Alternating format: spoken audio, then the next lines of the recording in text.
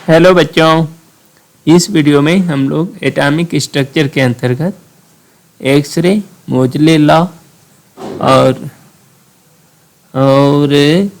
Conduction of electricity in gases media हम लोग अध्ययन करेंगे। साथ साथ एक छोटे मोटे सवाल बनते हैं कि किस पार्टिकल की डिस्कवरी किसने की, ये जीएस में भी बहुत पूछे जाते हैं, तथा कौन से पार्टिकल ने इलेक्ट्रॉन, प्रोटॉन और न्यूट्रॉन का मास कितना होगा, चार्ज कितना होगा, इसके बारे में बस ये हिस्टोरिकल बैकग्राउंड को थोड़ा सा टच करेंगे। ठीक है, ये टॉपिक, ये वीडियो मोस्टली एक्सरे और मोजले लॉ पर आधारित है। चलो हम लोग सीधे टॉपिक पर रहते हैं। पहला ये देखो,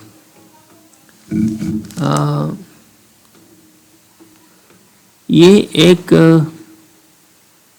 कैथोड रे ट्यूब है। कैथोड रे ट्यूब क्या है? इसमें गैस भरी हुई है, ठीक है ना। जब ट्यूब के अंदर हाई प्रेशर पर गैस होती है तो कोई उसमें इलेक्ट्रिसिटी नहीं बहती, कोई करंट नहीं बहती, ठीक है ना। यहाँ ये पॉजिटिव है, ये देखो इस ट्यूब का हम लोग कई मामलों में इसी ट्यूब की बात करेंगे। पहले ये कैथोड नेगेटिव एंड जहाँ पर हम ऐड करते हैं, जब सप्लाई का नेगेटिव एंड जो हम शुरू करते हैं, ऐड करते हैं, तो उसको हम कैथोड कहते हैं, और जहाँ पॉजिटिव एंड जोड़ते हैं उसको एनोड कहते हैं, ठीक है। अब क्या हुआ, इस गैस ट्यूब में क्या चीज़ है, यहाँ पर देखो, ये कैथोड पर एक फिलामेंट है, यहाँ फिलामेंट है जिसको गर्म किया जाता है, और गर्म करने पर ये कैथोड इनसे इलेक्ट्रॉन निकलते हैं।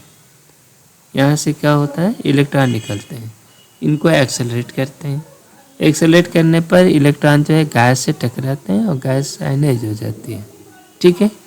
और उसके बाद ये पूरा आयनाइज, ये गैस ग्लो करने लगती है, इनको फ्लोरोसेंट ट्यूब कहते हैं। अच्छा, ये इलेक्ट्रॉन, कुछ इलेक्ट्रॉन ये एनोड पर इकट्ठे भी हो जाते हैं। तो खैर, ये गैस का डिस्चार्ज ऑफ द गैस जो बात है वो इसी फिनोमेना के अंतर्गत होता है। अब at high pressure no discharge, है ना। At high pressure,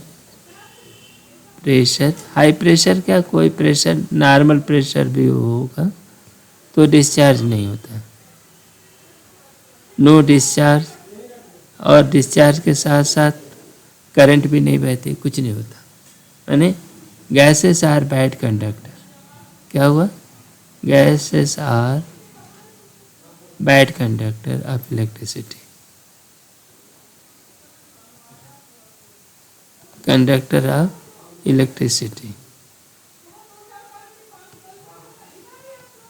city at high pressure, है ना। अब वो बहुत ज़्यादा हाई प्रेशर भी नहीं है, लेकिन प्रेशर, लेकिन जब ये प्रेशर 10⁻⁻² मिलीमीटर हो जाए या -3 मिलीमीटर हो जाए, है ना, दे कंडक्ट इलेक्ट्रिसिटी, है ना। एट लो प्रेशर पर, ये जो लो प्रेशर है ना, इस लो प्रेशर पे, ये बहुत ही लो प्रेशर है, वेरी वेरी लो प्रेशर है ना, तो ये इलेक्ट्रिसिटी कंडक्ट करती है। और क्यों करती है, क्यों कि ये देखो, ये कैथोड से इलेक्ट्रॉन निकलते हैं, इलेक्ट्रॉन इससे टकराते हैं मॉलिक्यूल से, पूरा मॉलिक्यूल आयनाइज हो जाता है, एक तरह से पूरा मॉलिक्यूल, इसको कहो प्लाज्मा हो जाता है। प्लाज्मा क्या होता है, जिसमें पॉजिटिव आयन और नेगेटिव इलेक्ट्रॉन को एग्जिस्ट करते हैं, एक साथ रहते हैं।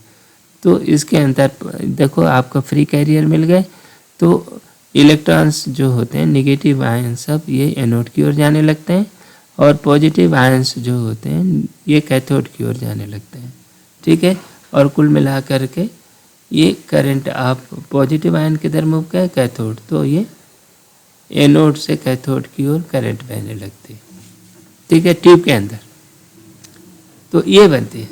खैर, ये प्रोसेस, डिस्चार्ज ट्यूब का प्रोसेस हम लोग यहाँ नहीं समझने आए हैं, हम लोग ये देखेंगे इलेक्ट्रॉन की खोज कैसे की, ठीक है ना।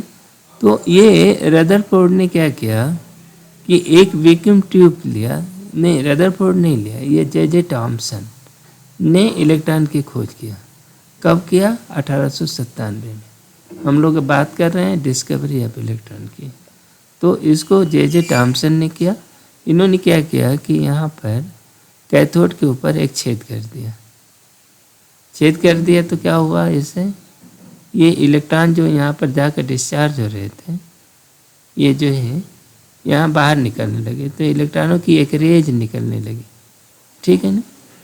इस रेज का नाम दिया कैथोड रेज, क्योंकि ये शायद कैथोड से, इसका नाम इन्होंने कैथोड रेज दिया। ठीक है ना? तो ये कैथोड रेज ही नाम दिया है, ये कैथोड रेज का। हम लोग इस कैथोड रेज की बात कर रहे हैं। ठीक है ना? ये लेकिन ये छेद एनोड में है। ये पैदा कहाँ हुआ है? एनोड से, ये कैथोड से। तो ये जो इलेक्ट्रॉन आ रहे थे, इन इलेक्ट्रॉनों की इस रेज की बात कर रहे हैं, तो इनको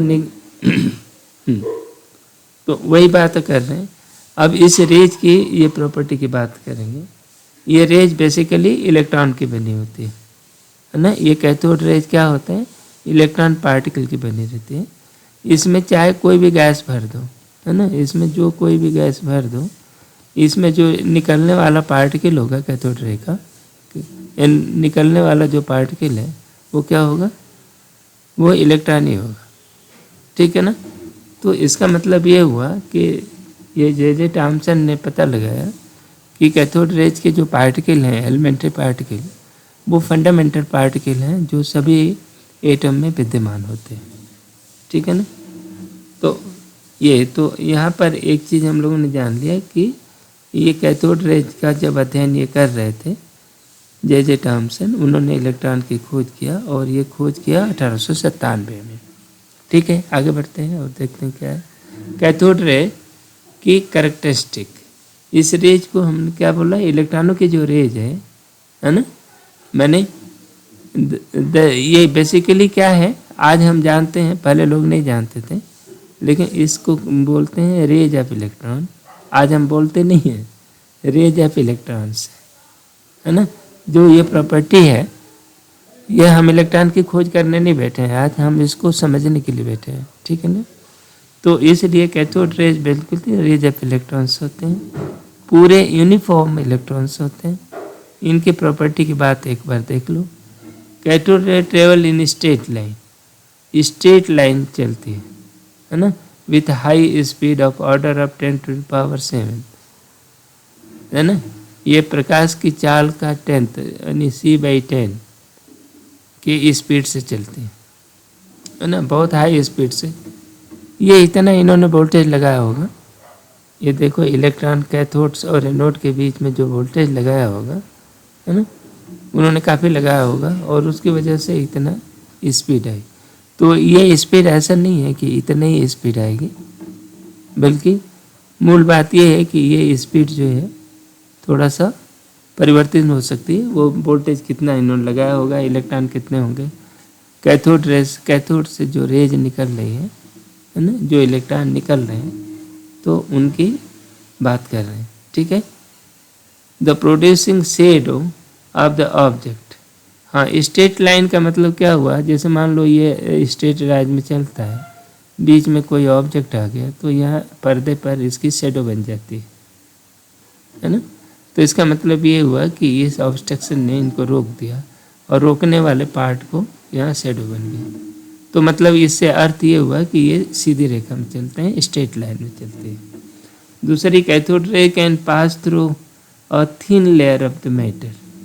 हाँ, कैथोड रे जो है इसके मार्ग में छोटा सा पन्नी डाल दो, ये कोई मेटल की, है ना, हल्की पन्नी, तो ये इसको क्रॉस कर जाती है, इसके आर पार चली जाती है, क्योंकि इसके पास मोमेंटा है। ये बिल्कुल रदरफोर्ड स्कैटरिंग जैसे ही है ना? ये हाई स्पीड इलेक्ट्रॉन है, और ये जो है इनकी पेनेट्रेशन पावर है, इसी को कहते हैं पेनेट्रेशन पावर, मतलब दे है पेनेट्रेटिंग पावर, पेनेट्रेशन पावर। ठीक है ना? और कई कई किताबों में देखोगे कि इनके पेनिट्रेटिंग पावर कितनी है, कितना सेंटीमीटर है। तो ये क्या है कि थिन मेटल शीट को भी वो आर पार निकल जाती है, लेकिन मोटे को नहीं निकल पाएगी, है ना। मोटे शीट हो तो ये आर पार नहीं चल जाएगी। The cathode ray are emitted from surface of the cathode, है ना, and their direction is not affected by the position of anode. अच्छा, ये कैथोड रे जो पैदा हो रही है, तो ये कह रही हैं कि ये जो कैथोड रे जो है ये कैथोड से पैदा हो रही है। बनाया होगा कोई रेज, है ना, और ये एनोड की डायरेक्शन पर नहीं निर्भर होती है, ये कैथोड के प्लेट के शायद परपेंडिकुलर निकलती होंगी, जो भी है। तो कैथोड रे ये क्या है, cathode rays are emitted from the surface of the cathode, ये इसकी प्रॉपर्टी है ना। कैथोड के सरफेस से इमिट होती है ना। यहाँ पे ये लगाया तो ऐसे चली। एनोड यदि इधर भी होता है कोई फर्क नहीं पड़ता, तो ये इसके सरफेस से ये जाएगी। Not affected by the position of anode, ठीक है। The cathode ray have high kinetic energy and therefore cathode rays have high kinetic energy and therefore, हाँ, काइनेटिक एनर्जी इनकी ज़्यादा होती है, तो क्या है, they can exert the mechanical pressure. ये जो है मैकेनिकल प्रेशर लगाएगा। मैकेनिकल प्रेशर का मतलब क्या है, they are made of matter, ये मैटर है, ये लाइट नहीं है। They are matter not light, ठीक है ना। ये प्रकाश नहीं है, प्रकाश नहीं, या ईएमएफ या ईएम वेव नहीं है ना। वेव रहती, क्या कहते हैं, यदि वेव रहती है तो मैटर पर प्रेशर नहीं डालती उतना। वैसे आजकल तुम जानते हो कि ईएम वेव भी प्रेशर डालते हैं, लेकिन वो प्रेशर इतना नहीं होता कि जो बहुत ज़्यादा विजिबल हो। जो मैटर प्रेशर जो होता है बहुत ही हाई होता है ना। उसका मोमेंटम होता है, और उसके बीच में यदि मान लो ये रेज है, ये जा रही है, और एक पहिया लगा दो, एक ऐसा घूमने वाली कोई फ्लाई व्हील लगा दो, तो ये टकरा करके इसको चलाना शुरू करते कि तो ऐसे रोटेट करने लगता है, ठीक है ना। तो हम इसलिए इसका पता लगा they are made of matter. They can produce the heat when supported by the matter, stopped by the matter. हाँ, ये एनर्जी लॉस करता है। मान लो यहाँ पर कोई मैटर लग गया, और इसके बाद ये यदि ये टकराएंगी कैथोड रे, तो यहाँ हीट पैदा होगी, है ना। ऐसा क्यों होता है, तो इनकी एनर्जी नुकसान होगी तो हीट पैदा होगी। वैसे हीट टक्कर से जो हीट पैदा होती है वही कोलिजन की हीट है। They can ionise a gas, gas को आयनाइज कर सकती है ना। इलेक्ट्रॉन जो है हाई स्पीड इस पर एटम से टकराएंगी, है ना, तो एटम के इलेक्ट्रॉनों को ये वो हटा देती हैं, और उससे क्या होगी, आयनाइज हो जाता है ना। एटम जो है आयनाइज हो जाएगी, ठीक है। The cathode rays are deflected both by electric and magnetic field. हाँ, ये चार्ज इलेक्ट्रॉन होते हैं, और इलेक्ट्रिक फील्ड लगा करके आप चेक कर सकते हो कि ये पॉजिटिव की ओर यदि ये जा रहा है तो पॉजिटिव की ओर डिफ्लेक्ट हो जाएगी, है ना। तो इसका मतलब ये नेगेटिवली चार्ज्ड है, ठीक है ना। तो और मैग्नेटिक फील्ड में भी बिल्कुल वैसी बात है। मैग्नेटिक फील्ड लगाओ तो क्यू भी इस पर फोर्स लगेगा ना, देखो क्यू भी क्रैश भी, ये फोर्स लगेगा, मैग्नेटिक फोर्स, है ना। तो इससे वो डिफ्लेक्ट होगी। कैथोड रेज आर डिफ्लेक्टेड, ठीक है।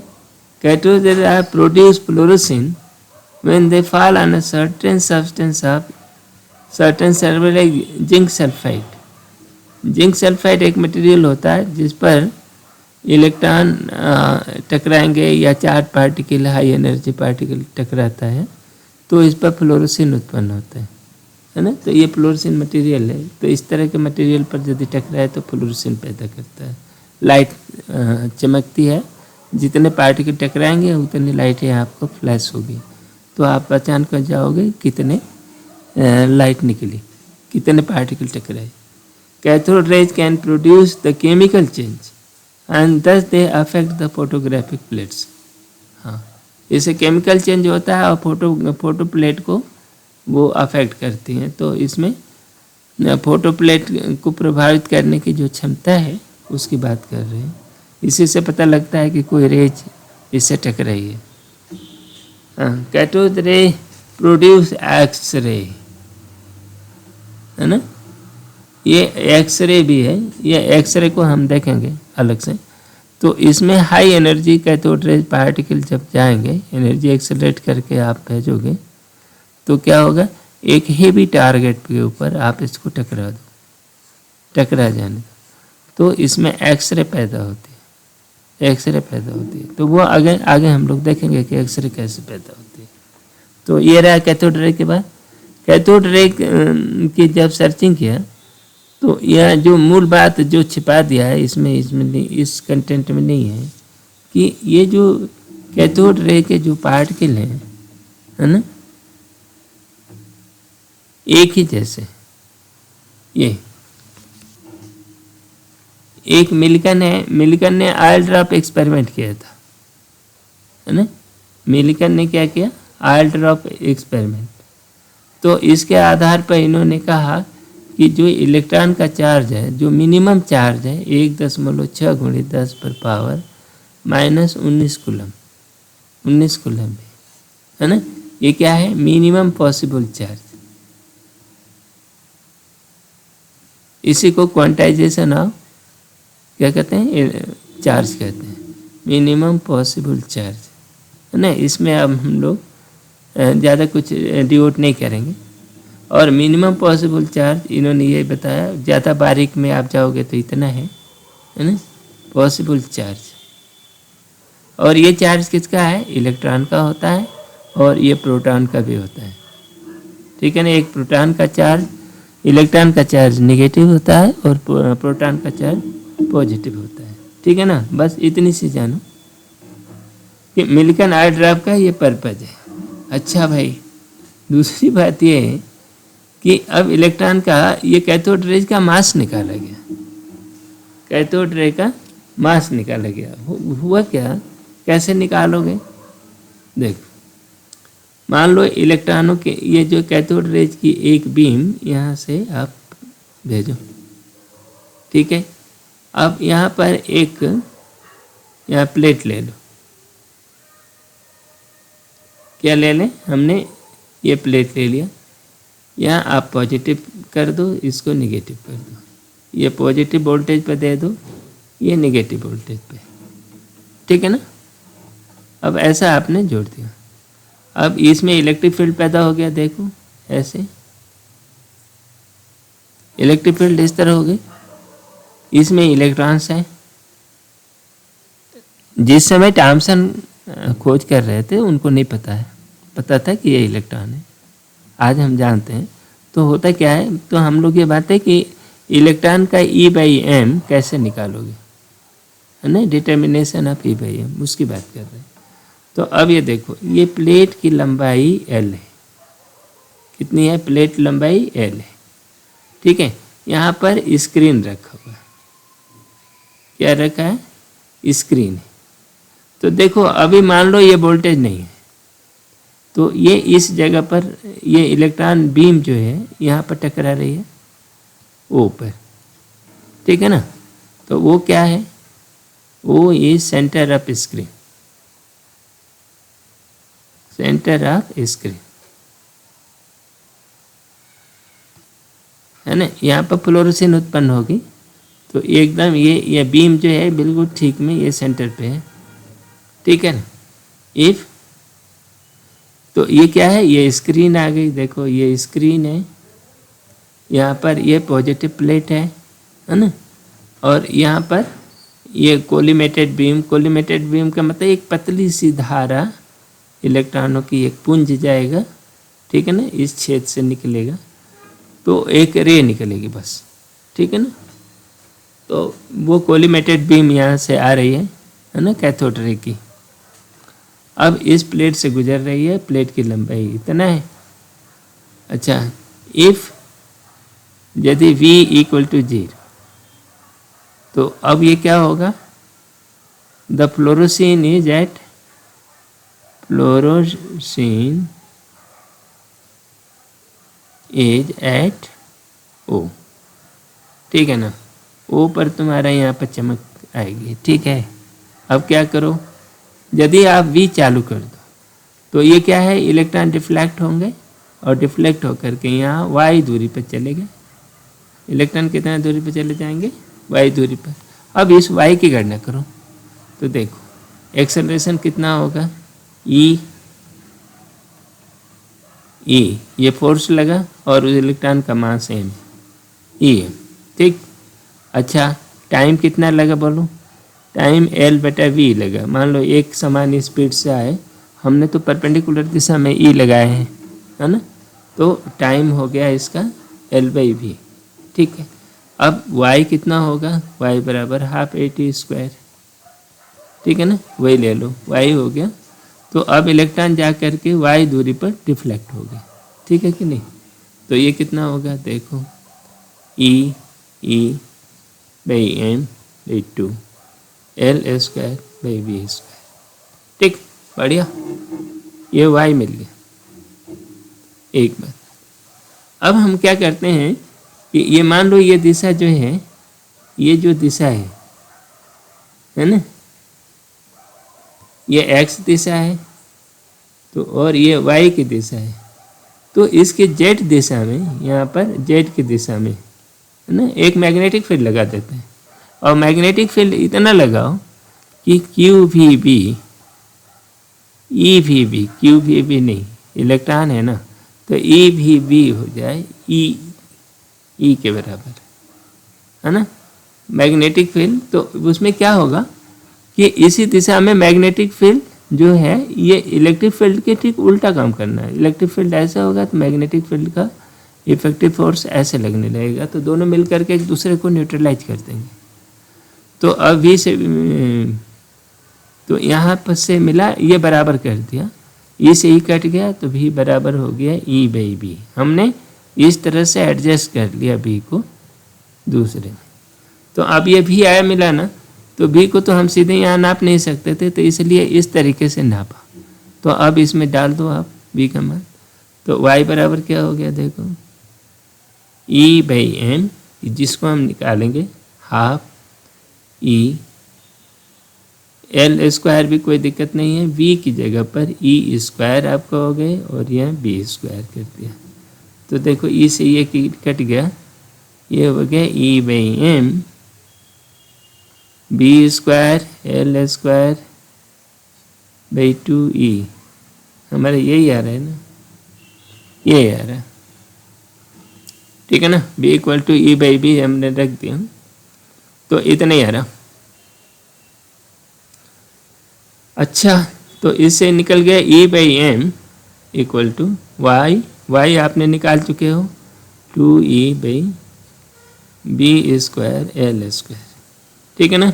ये ई बाई एम निकालने का एक बढ़िया तरीका है, क्योंकि इलेक्ट्रॉन के मास को, इलेक्ट्रॉन बहुत छोटा है, उसको तराजू पर कौन तोलेगा, ठीक है ना। मास निकालने के लिए ई बाई एम मेथड का सहारा लिया, तो इसका ई बाई एम निकल गया इस मेथड से, ठीक है ना। ये मेथड बहुत काम का है और कई बार आता है, तुम्हारे न्यूमेरिकल सवाल भी इस पर पूछे जा सकते हैं, ठीक है ना। तो ई बाई एम देखो, मिल्कन के आयल ड्रॉप प्रयोग से इसमें ई निकला 1.6 × 10⁻19, ठीक है ना, और ई बाई एम का मान निकला 1.7588 × 10⁸ ई बाई एम का मान इतना कम निकला, ठीक है। इन्होंने निकाला जो भी निकाला, तो ई बाई एम से मास निकला, तो इससे इलेक्ट्रॉन का मास इस फार्मूले से इन्होंने रखा ई नहीं, the mass of electron is calculated from the value of E by M. तो और ये इन्होंने निकाल लिया, तो मास इन्होंने निकाला, जो मास इन्होंने निकाला ना 9.1 × 10⁻31 kg। तो अब इलेक्ट्रॉन के बारे में अब यहाँ बहुत ज़्यादा कुछ यहाँ डिस्कवरी नहीं कर रहे हैं, बस जानने की बात है कि इलेक्ट्रॉन का जो चार्ज होता है 1.6 गुणित 10 की पावर -19, इसी पर हमारा काम चलता है।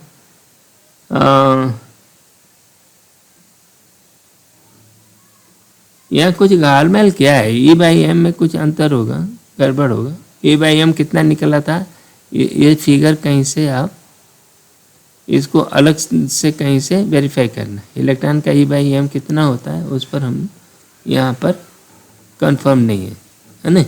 लेकिन मास के मामले में मास ये है, देखो 9.1 गुणित 10 पर -31 kg है ना, ये है इलेक्ट्रॉन का मास। E/m भी इसमें अंतर तो होगा ही, ये सिर्फ 8 ही का अंतर थोड़े होगा, 8 ही है क्या, हो भी सकता है। ये जो अंतर इन्होंने दिया है नहीं E/m का, इसे भाग देंगे हम तो E/m भी 1.7, ये माइनस चार्ज रहता है ना, 1.758 गुणित 10 पर 8 हो सकता है। ठीक है, ये अंतर जो है बहुत ज़्यादा, ये 12 का अंतर है और भाग जाएगा तो 10 पर 8 ये बता रहे हैं। ठीक है ना, ये हो भी सकता है, लेकिन इसको चेक करना, इसको वेरीफाई करना। आगे चलते हैं। ये इस तरह से ये इलेक्ट्रॉन की खोज J.J. थॉम्सन ने किया। दूसरा खोज किया गोल्डस्टीन ने, ये 1886 में है ना। बस वो ट्यूब वही थी, इसको इन्होंने एनोड में छेद कर दिया। इसमें जो आपका एनोड था ना, ये एनोड नहीं, ये कैथोड था, और यहाँ पर एनोड था। ठीक है ना, एनोड पर इन्होंने एक छेद कर दिया, तो यहाँ पर ये पॉजिटिव आयन की एक करंट आने लगी। क्या होती है, तो इसको इन्होंने कहा एनोड रे, पॉजिटिव रेज, इसका कुछ नाम रखा है, इसको पॉजिटिव रेज कहो। चलो अभी हम लोग पॉजिटिव रेज ही कहते हैं इसको, पॉजिटिव रेज। इसकी एनालिसिस किया तो यहाँ पर क्या हुआ कि इसमें जो गैस भरी होती है ना, ये आयनाइज हो गई। ठीक है, इसमें जो मान लो गैस भरी है तो उसका M+ हो गया या M+2 हो जाएगा, है ना। तो M+3, किसी किसी का M+3 भी हो जाएगा। ठीक है ना, इस तरह से आयंस बन गए। ये आयनों की एक करंट जो होती है ये कैथोड से निकलने लगती है, तो इसी को पॉजिटिव रेज कहते हैं। ठीक है ना, तो गोल्डस्टाइन ने पॉजिटिव रेज का विश्लेषण किया, इसको छेद करके यहाँ पर एक होल कर दिया और फिर इसका विश्लेषण किया। वैसे ही वो E/m निकाला होगा, इनका चार्ज निकाला होगा, E निकाला होगा, है ना। तो और इसके आधार पर इन्होंने इसकी प्रॉपर्टी की जांच किया। ठीक है ना, तो इसमें क्या हुआ कि जब इसमें हाइड्रोजन गैस भर दिया, इसमें हाइड्रोजन भर दिया, तो हाइड्रोजन के एटम जब आयनाइज होकर के H आयन बना होगा ना, तो उस पार्टिकल में E/m का मान सबसे ज़्यादा आया। इसका मतलब सबसे कम मास किसका होगा, हाइड्रोजन के न्यूक्लियस का होगा। तो हाइड्रोजन में आज हम जानते हैं कि हाइड्रोजन ये है, एक इलेक्ट्रॉन रहता है। ठीक है ना, इस इलेक्ट्रॉन को आप निकाल दो तो क्या बच गया, केवल प्रोटॉन बच गया। तो प्रोटॉनों की एक करंट आ गई, और इसी को जो गोल्डस्टाइन ने जो हाइड्रोजन का जो न्यूक्लियस खोजा था, है ना, जो हाइड्रोजन आयन बताया, वो बेसिकली वो प्रोटॉन ही रहता है ना। और उसी के एनालिसिस में उसने कहा कि ये फंडामेंटल पार्टिकल है। ठीक है ना, तो यह बताया। तो गोल्डस्टाइन ने ये डिस्चार्ज का एक्सपेरिमेंट किया।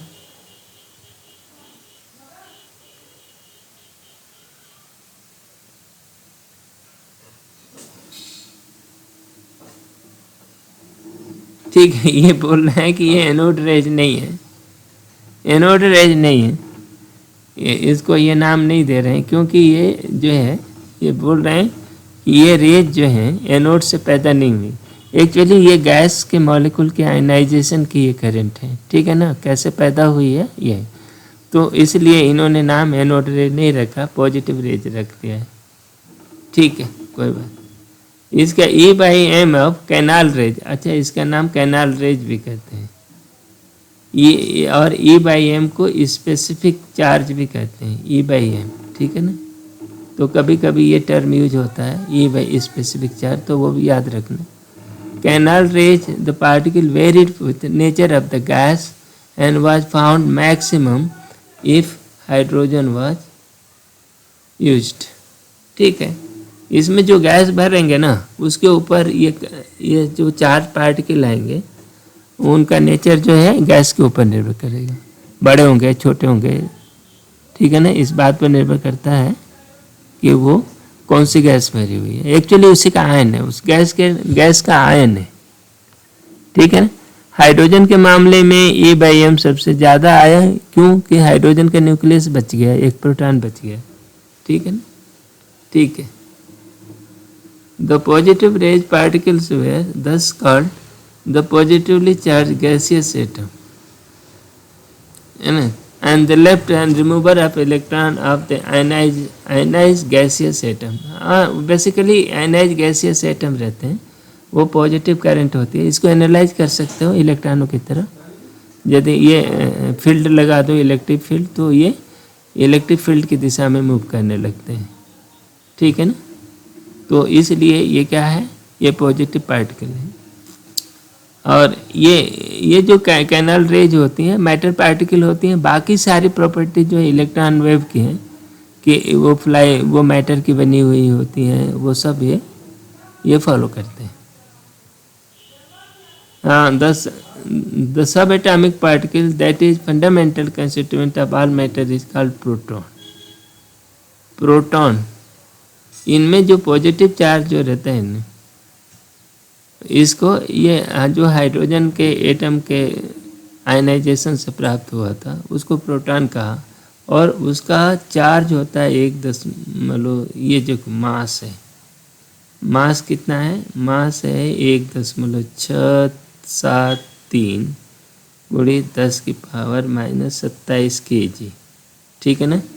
ये है किसका, ये प्रोटॉन का मास है, ठीक है। उसका चार्ज है 1.6 × 10⁻⁻19 कूलम, बिल्कुल इलेक्ट्रॉन के, लेकिन ये पॉजिटिव चार्ज है, ये प्लस ही है ना। और ये equal to charge of electron, charge of electrons, ठीक है ना। यहाँ पर ये बहुत ये टचिंग सब्जेक्ट्स हैं, उसको हल्का फुल्का है, कोई रिसर्च के लिए इस पर नहीं बात करेगा, लेकिन इस चीज़ को समझने में मदद करेगा। अभी जो टॉपिक पर चर्चा कर रहे हैं तो ये जानो। तो इसमें 3 बात हम लोगों ने जाना कि ये प्रोटॉन की खोज करने किसने किया, गोल्डस्टाइन ने किया। उन्होंने कैनाल रेज या पॉजिटिव रेज के एनालिसिस से किया। और हाइड्रोजन का न्यूक्लियस जो होता है सबसे छोटा रहता है, वो प्रोटॉन के मास के बराबर होता है। प्रोटॉन ही होता है, उसका चार्ज इतना होता है ना। E/m भी इसका कुछ होगा। तो ये ठीक है, आगे बढ़ते हैं। तो ये क्या कहते हैं, स्पेसिफिक चार्ज है प्रोटॉन के कुछ डेटा देखो। E/m, हाँ यहाँ आ ही गया, कहाँ गया कर्सर।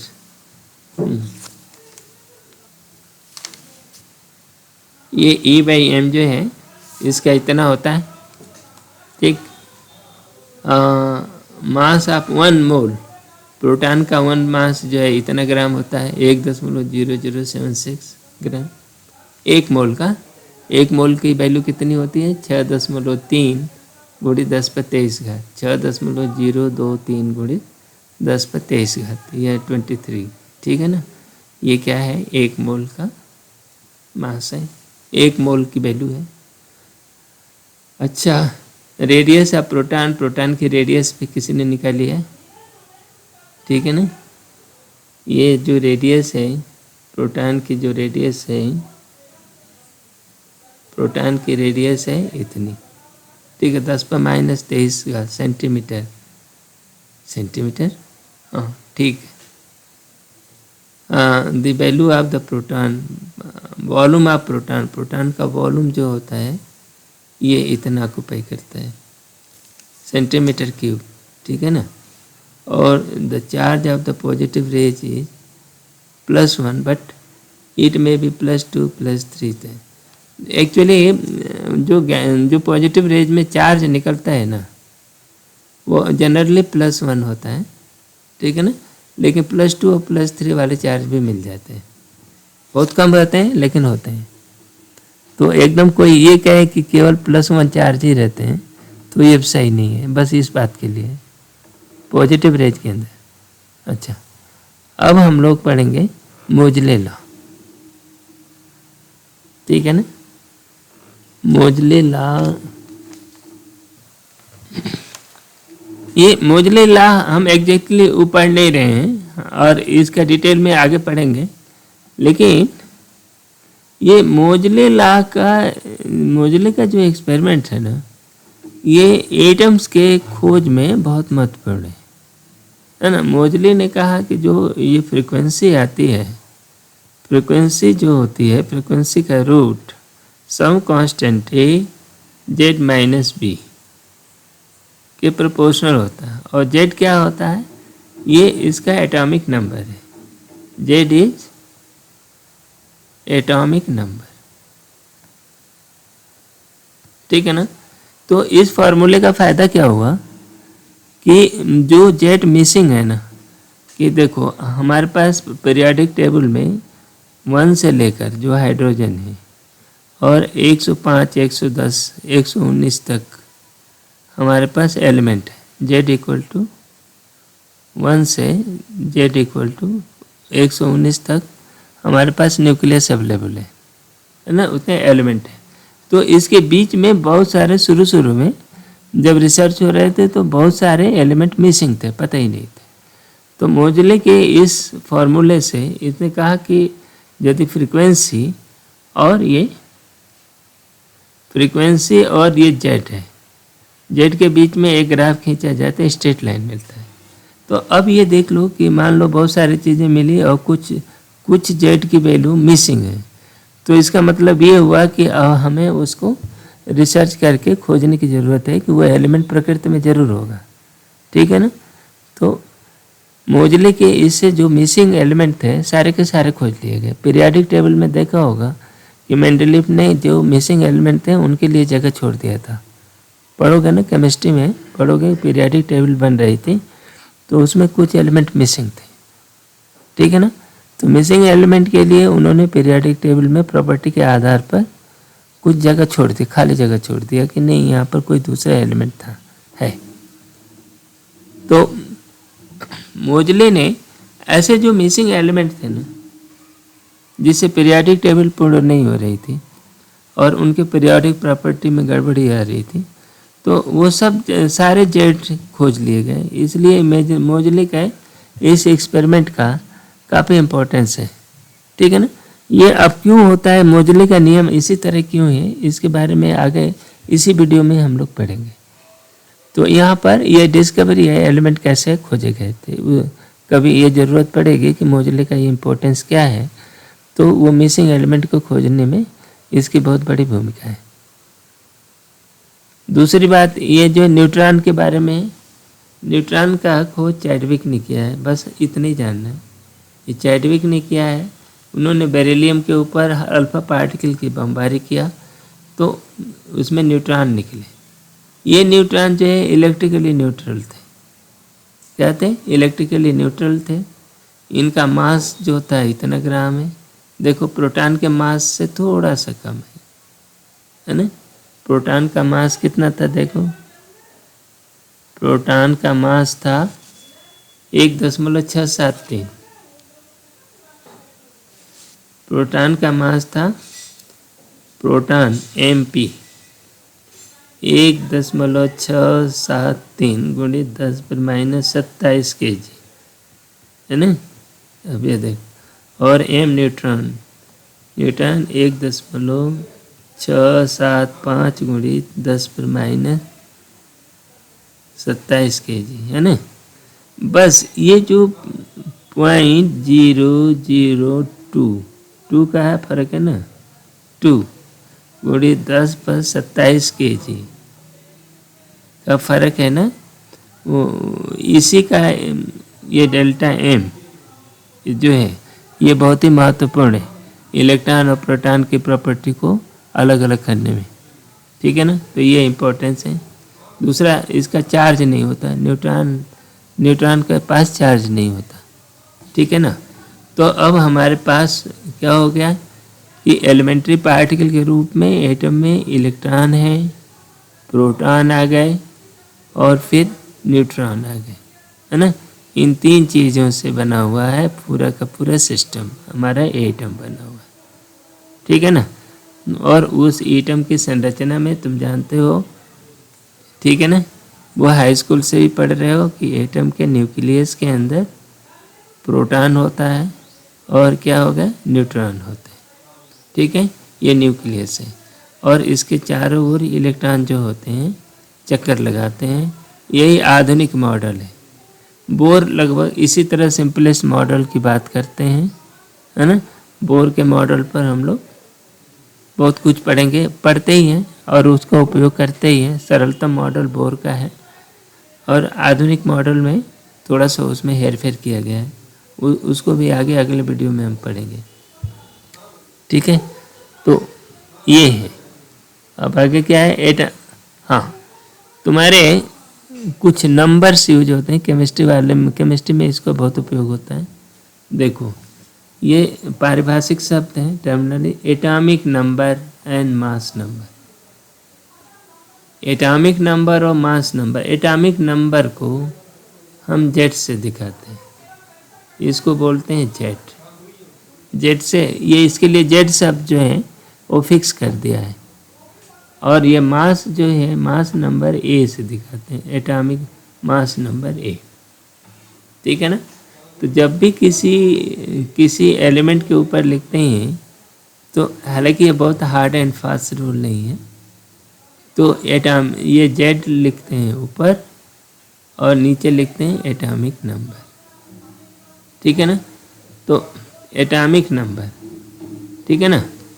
अब ये मास नंबर क्या चीज़ है, मास नंबर जिसकी वजह से मास बनता है, जिससे एटम का मास प्रोड्यूस होता है।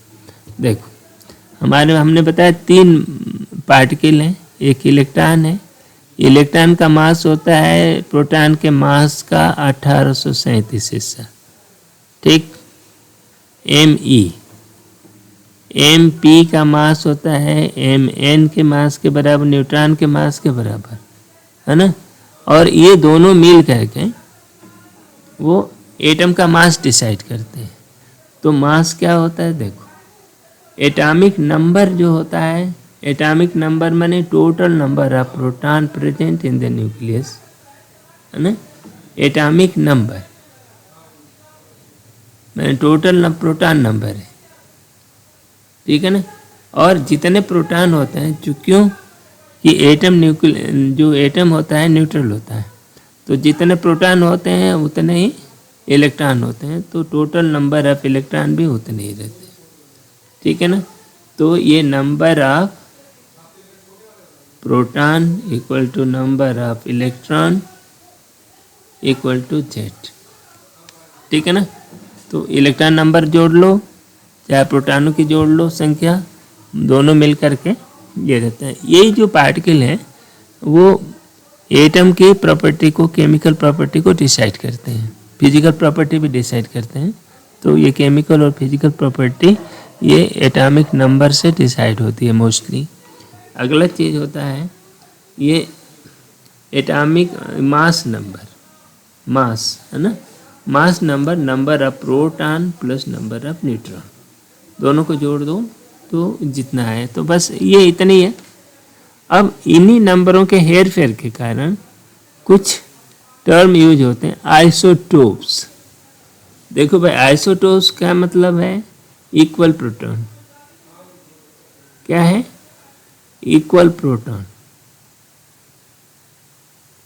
ठीक है ना। ऐसे 2 एटम जिनके प्रोटॉन इक्वल हो, ऐसा कभी होता है क्या, देखा है कि इसका मतलब ये होता है कि उसका एटॉमिक मास अलग अलग होगा। ठीक है ना। जैसे देखो कार्बन 12 और उसका कार्बन 12 नहीं, ये 6 कार्बन 12 है ना, और ये C6 कार्बन 14। ये दो तरह के कार्बन एटम है, देख रहे हो। इसमें प्रोटॉनों की संख्या बराबर है। क्या है आइसोटोप्स का मतलब? आइसोटोप की बात कर रहे हैं। आइसोटोप में जिसमें नंबर ऑफ प्रोटॉन बराबर है, इसमें देखो एटॉमिक मास इनके अलग अलग है। ठीक है कि नहीं। इनके एटॉमिक नाम मास एक का 14 है, दूसरे का 12, फिर भी दोनों कार्बन है। उसी तरह ऑक्सीजन देखो, ऑक्सीजन का 16 होता है, ऑक्सीजन 16 रहेगा, 16 नहीं 17 होता है एटॉमिक मास, ऑक्सीजन 18 होता है, और ये सबके एटॉमिक नंबर 8 रहते हैं। ठीक है ना। ऑक्सीजन के ये 3 आइसोटोप्स होते हैं। मैंने एटॉमिक मास उनका अलग अलग हो गया, एटम आपस में भारी और हल्के हो गए। ठीक है ना। लेकिन उनके जो प्रोटॉन संख्या है या इलेक्ट्रॉन संख्या है बराबर है, तो इनको हम आइसोटोप्स कहते हैं। ठीक है, आइसोटोप समझ गए। दूसरा आ गया आइसोबार। आइसोबार का मतलब क्या है? इक्वल मास। इक्वल मास, बाकी सब भूल जाओ। मास इक्वल्स के ये उदाहरण देखो, ये आर्गन 40, ये पोटेशियम 40, कैल्शियम 40 है ना। कैल्शियम का भी एक आइसोटोप है जो 40 मास का है, पोटेशियम का भी 40 है, और आर्गन का भी है। 3 है आइसोबारिक, देख लिया ना। 3 ऐसे एटम मिले, सभी एक जाति नहीं है, सबकी जाति अलग अलग है। क्यों? प्रोटॉन, एक आर्गन है, एक कैल्शियम है, एक पोटेशियम है ना। तो ऐसे दो एटम जिनके की मास इक्वल हो लेकिन इनकी प्रोटॉन संख्या अनइक्वल हो, उनको आइसोबार कहते हैं। ठीक है। अब आइसोटोन बच गया, तो इक्वल न्यूट्रॉनिक, बहुत कम प्रयोग होता है ये, लेकिन फिर भी इक्वल न्यूट्रॉनिक। कभी कभी आईटी वाले इसको सीधे इक्वल न्यूट्रॉनिक करने के बजाय आइसोटोनिक बोल देते हैं, न्यूट्रॉनिक है ना, जिसमें न्यूट्रॉन की संख्या समान।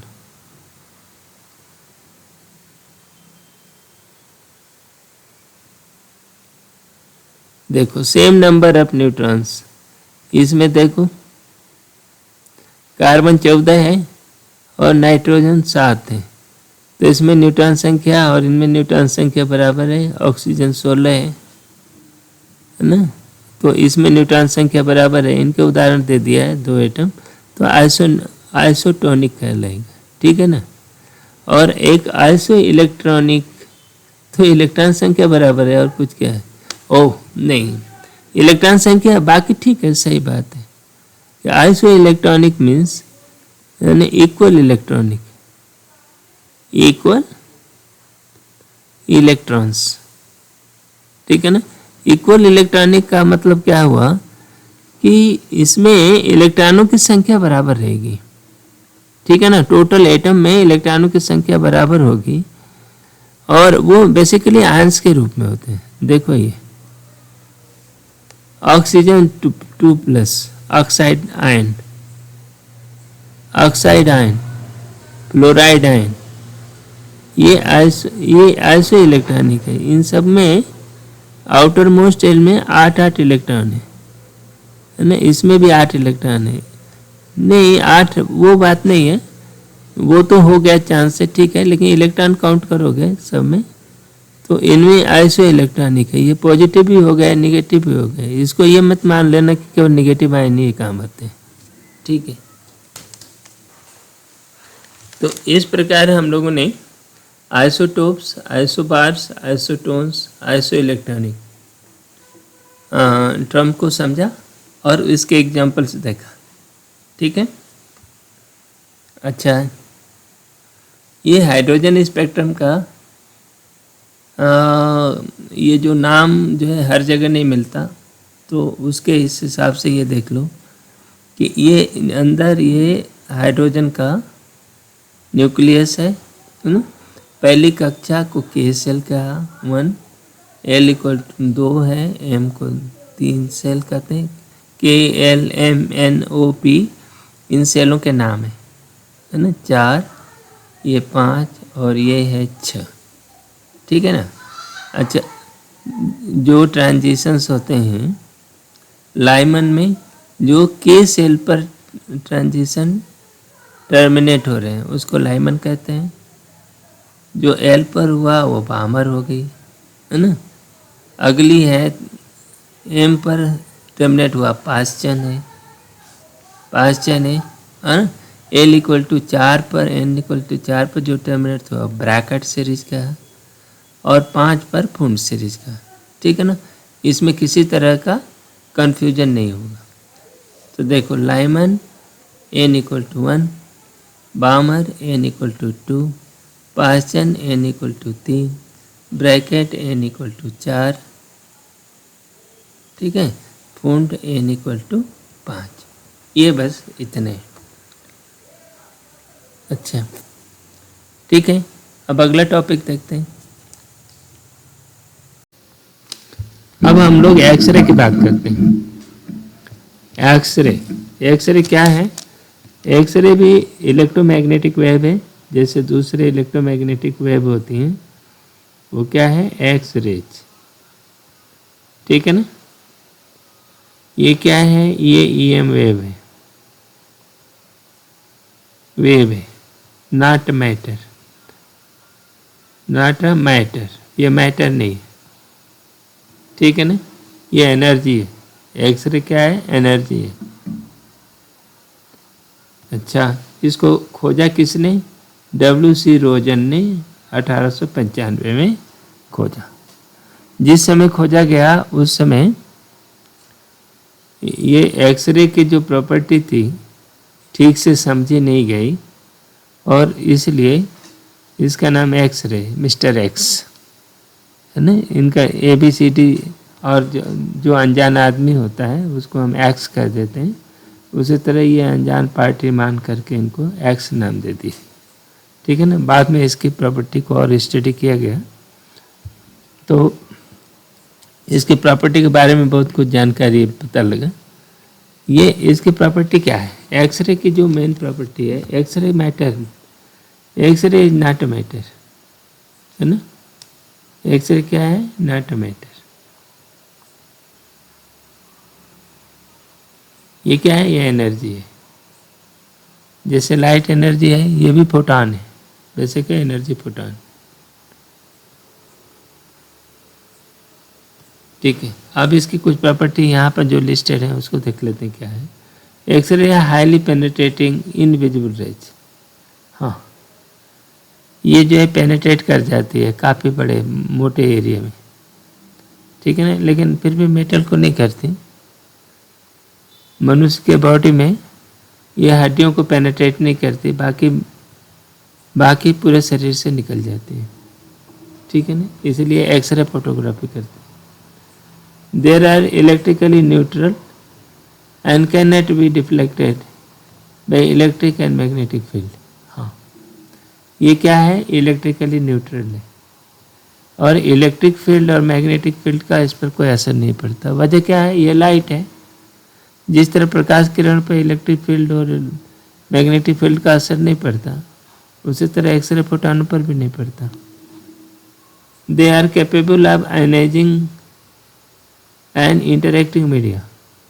हाँ, जिस मीडियम से गुजरता है ये फोटॉन उसको आयनाइज कर देता है, क्योंकि इनके पास एनर्जी बहुत ज़्यादा होती है, बहुत ज़्यादा एनर्जी होती है। जो फोटॉन होते हैं लाइट फोटॉन, उनका एनर्जी 1 इलेक्ट्रॉन वोल्ट से लेकर के 3 इलेक्ट्रॉन वोल्ट के आसपास रहता है। ठीक है ना। लेकिन एक्सरे का फोटॉन 20,000 इलेक्ट्रॉन वोल्ट तक भी होता है। 10,000 से ले लो, 10,000 इलेक्ट्रॉन वोल्ट से लेकर के 20,000 इलेक्ट्रॉन वोल्ट तक रहता है, ठीक है ना। तो एक्सरे बहुत हाई एनर्जी के फोटॉन होते हैं, एक एक फोटॉन की बात कर रहे हैं, है ना। ये टोटल उसकी बात नहीं है, टोटल एनर्जी नहीं, एक सिंगल फोटॉन की बात है। तो उसमें इसलिए इनकी जिस मीडिया से गुजरते हैं उसको पूरा एनर्जी कर देते हैं। The produce biological and chemical changes in interactive media. हाँ, इसमें जीन में परिवर्तन कर देते हैं, है ना। जेनेटिक चेंज भी कर देते हैं। एक्सरे बड़ी खतरनाक होती है ना। इंटरेक्टिव मीडिया को में केमिकल एंड बायोलॉजिकल चेंज कर देते हैं। जैसे सेल में गुजर गया आदमी के सेल में, तो ये जेनेटिक चेंज करने में भी सक्षम है। They affect the photographic film to produce image which can be developed chemically. हाँ, ये फोटोग्राफिक प्लेट को ये अफेक्ट करते हैं और इसको क्लीन करके केमिकली डेवलप करके आप उसका फ़ोटो पता कर सकते हैं। इसीलिए फोटोग्राफिक फिल्म की सहायता से हम लोग एक्सरे फोटोग्राफी करते हैं, ठीक है। नेक्स्ट, ये देखो, ये एक डिवाइस है जिसको कूलिज ट्यूब कहते हैं, जो एक्सरे प्रोड्यूस करने का तरीका है ना। इसमें जो फिजिक्स का मतलब काम की बात है, बाकी तो इंजीनियरिंग पार्ट है इसका। देखो यहाँ पर ये फिलामेंट है ना, इसको गर्म करते हैं, हीट करते हैं, इसमें इलेक्ट्रॉन प्रोड्यूस करते हैं, थर्मोनिक आयन या किसी भी तरह से यहाँ पर इलेक्ट्रॉन पैदा करते हैं इस जोन में। ये कैथोड है, ठीक है ना। और यहाँ कैथोड होने के कारण ये माइनस से हमने जोड़ दिया, और यहाँ ये पॉजिटिव है, एनोड है, ठीक है ना। अब एनोड पर ये देखो, यहाँ पर ये इलेक्ट्रॉन प्रोड्यूस होता है, कैथोड पर क्या होते हैं, इलेक्ट्रॉन प्रोड्यूस होते हैं, है ना। इलेक्ट्रॉन निकल गए, अब इसको एक्सेलरेट करते हैं इनके बीच में, यहाँ तक V वोल्टेज हम लगा देते हैं, हाई वोल्टेज रहती है, हज़ारों में 20,000, 10,000 से लेकर 20,000 वोल्ट तक इसमें हाई वोल्टेज रहती है, ठीक है। अब इसको एक्सेलरेट करते हैं। कैथोड पर ये वाला जो पार्ट है, ये टारगेट है, ये अटैचमेंट है। इसको क्या करते हैं, इसको जिस तरह का टारगेट चाहे उसमें इसमें अटैच कर देते हैं, है ना। इस टारगेट को किसी भी मेटल रख सकते हैं, यहाँ पर टारगेट पर कोई भी मेटल रख सकते हो आप, है ना। लेड रख सको, कोबाल्ट रख दो, कुछ भी रखो, जो मर्जी आप रख सकते हो, है ना। तो इसमें आपने टारगेट को रख दिया, और ये बस ये बाकी ये अरेंजमेंट है वाटर वाला सिस्टम, ये तो कूलिंग अरेंजमेंट है। ये एनोड है, एनोड देख रहे हो बस, और पूरा सिस्टम इवैक्यूएटेड है, वैक्यूम में, और कुछ नहीं। अब इसको क्या करते हैं, हाई एनर्जी पर आपने एक्सेलरेट किया, ये इलेक्ट्रॉन जो है हाई एनर्जी इलेक्ट्रॉन इस टारगेट से टकराते हैं, और टकराने के कारण ये एक्सरे निकलती है, ये एक्सरे, ठीक है ना। ये एक्सरे बीम निकली, ओके। ये बस कूलिज ट्यूब, बस इतना ही है। एक्सरे कैसे प्रोड्यूस होती है, ये इस तरह का सिस्टम है। अब एक्सरे मान लो आप प्रोड्यूस हो गई, तो एक्सरे प्रोड्यूस हुई, कैसे प्रोड्यूस हुई। एक्सरे प्रोड्यूस होने में दो बातें हैं। एक्सरे जो प्रोड्यूस होती है, तो जो प्रोड्यूस हुई एक्सरे की बात करो, देखो तो इसके दो पार्ट हैं। एक ये कर्व देख रहे हो, ये इंटेंसिटी है आई, ये क्या है, लैम्डा है, यह दिखाया, ठीक है ना। तो इसमें एक कर्व देख रहे हैं, ऐसे कंटिन्यूअस कर्व है, ये इस तरह। ये जो उभार दिख रहे हैं ना, उनको छोड़ भूल जाओ, ये ऐसे एक कंटिन्यूअस कर्व है ना। कंटिन्यूअस कर्व क्या है, ये इंटेंसिटी का मतलब इस लैम्डा का एक कंटिन्यूअस एक्सरे इस बनती है। कंटिन्यूअस मैंने एक्सरे जो है लैम्डा से लेकर के, इस मिनिमम लैम्डा से लेकर के और बड़े कितना भी बड़े तक एक एक्सरे ईएम वेव बनती है ना। तो ये वाला स्पेक्ट्रम को हम कंटिन्यूअस स्पेक्ट्रम कहते हैं, कंटिन्यूअस स्पेक्ट्रम। और ये जो जगह जगह उभार दिख रहे हैं ना, ऐसे ये दिख रहे हैं कि अचानक इंटेंसिटी इस पॉइंट पर बढ़ गई है, यहाँ पर बढ़ गई है इस वेवलेंथ के लिए, इस वाले को हम कहते हैं कैरेक्टरिस्टिक एक्सरे। अब ये क्या चीज़ है इसको अपन देखते हैं। देखो आपने ये जो टारगेट बना रखा है, टारगेट पर इसमें हाई इलेक्ट्रॉन इस टारगेट की बमबारी करते हैं, है ना।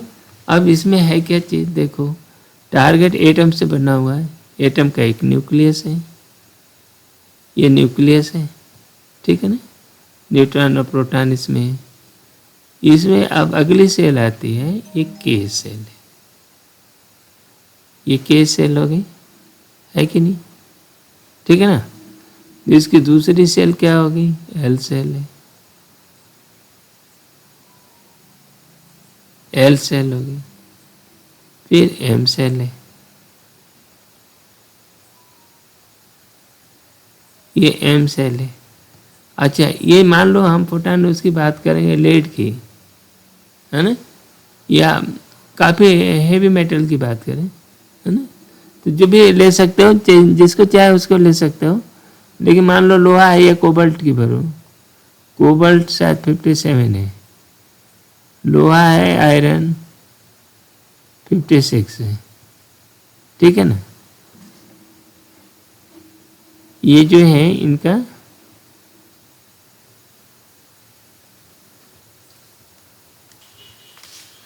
तो ये कोबाल्ट है, कोबाल्ट इसका एटॉमिक वेट है ये, और ये लोहा है ना, और इसका शायद ये है, ये 26 है, ये 27 है ना, निकिल 28 हो जाएगा,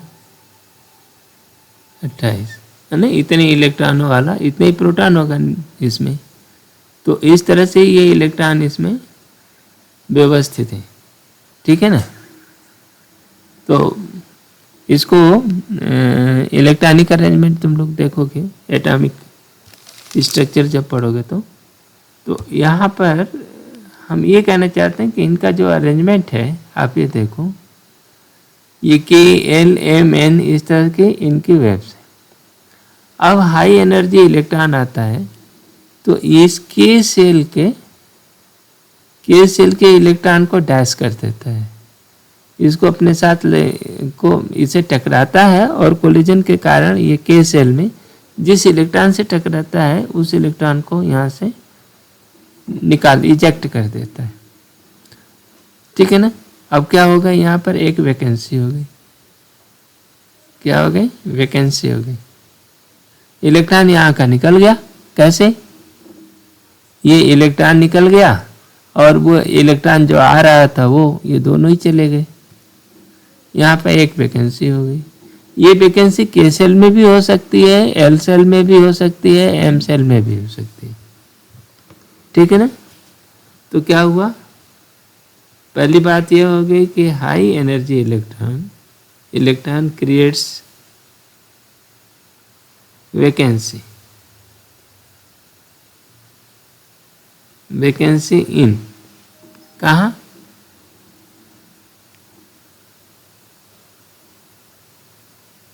इनके एल आर एम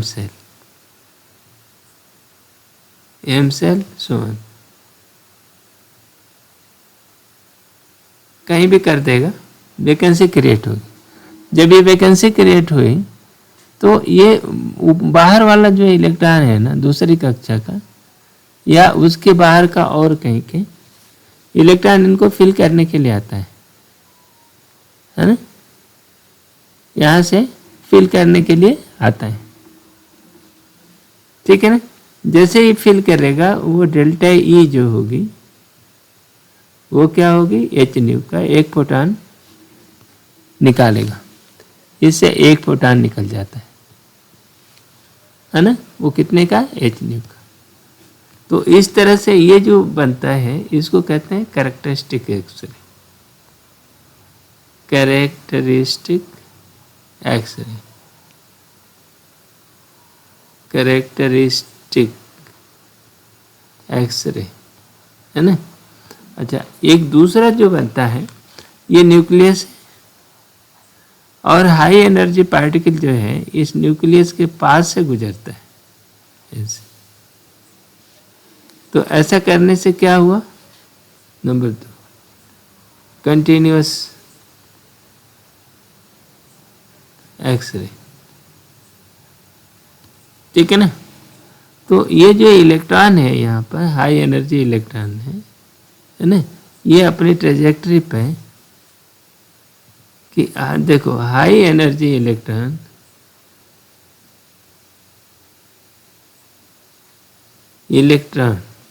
है ना गेट्स एक्सेलरेटेड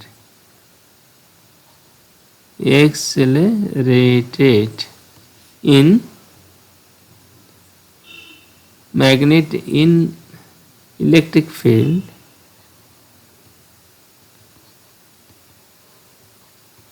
of nucleus।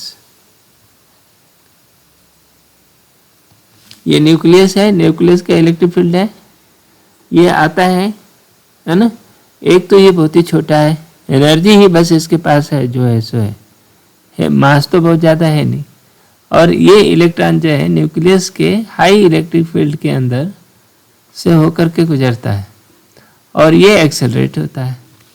तो एक्सेलरेटिंग चार्ज जो होता है ना, एक्सेलरेटिंग चार्ज है ना प्रोड्यूसेस ईएमएफ। तुम जानते हो ईएमएफ में पढ़ा है, प्रोड्यूसेस इलेक्ट्रोमैग्नेटिक वेव्स, ठीक है ना। ये इलेक्ट्रोमैग्नेटिक वेव्स जो होती है एक इलेक्ट्रॉन एक एक्सरे फोटॉन पैदा करता है ये और इसके साथ साथ एक्सेलरेशन के फलस्वरूप एक जो है एक एक्सरे फोटॉन निकलता है, ठीक है ना।